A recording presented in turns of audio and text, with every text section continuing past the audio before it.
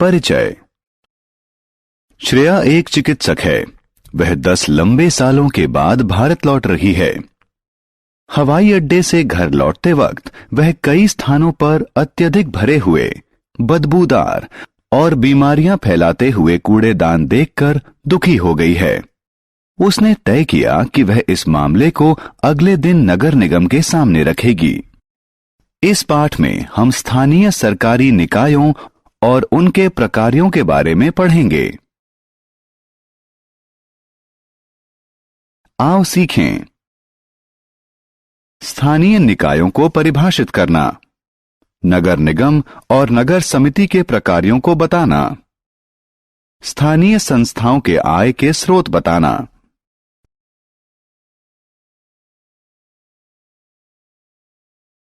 नगर समिति। नगर समिति कस्बों और शहरों में लोगों की जरूरत और हित का ख्याल रखती है। नगर निगम महानगरों में लोगों के हित के लिए काम करते हैं।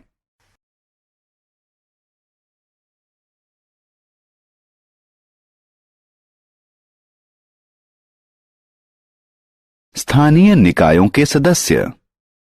नगर समिति और नगर निगम को स्थानीय निकाय कहते हैं। किसी कस्बे या शहर के नगर समिति या नगर निगम के सदस्यों का चुनाव वहां की जनता करती है। 18 वर्ष से ऊपर सभी पुरुषों और महिलाओं को नगर पालिका चुनावों में वोट डालने का अधिकार है। नगर समिति या नगर निगम के चुने हुए सदस्य अपना अध्यक्ष चुनते हैं। बड़े शहरों में अध्यक्ष को मेयर कहते हैं।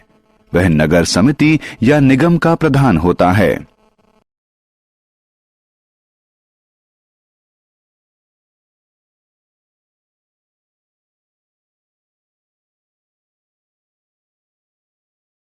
नगर समिति और निगम के प्रकार।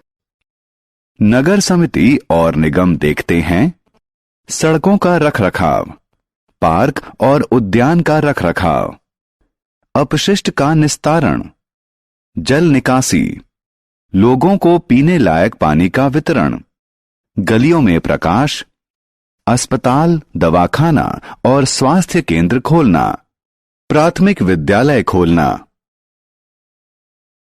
स्थानीय निकायों के आय का स्रोत। स्थानीय निकाय सेवाएं प्रदान करने के लिए संबंधित राज्य से धन प्राप्त करते हैं। राज्य सरकार इसके बदले अपने नागरिकों से धन कर के रूप में प्राप्त करती है, जो कि संपत्ति कर, सड़क कर और चुंगी के रूप में होता है। हमने क्या चर्चा की? नगर समिति और निगम कस्बों और शहरों में लोगों की जरूरत और हित का ख्याल रखती है। नगर समिति या निगम के सदस्य उस कस्बे और शहर की जनता द्वारा चुने जाते हैं। मेयर समिति या निगम का प्रधान होता है।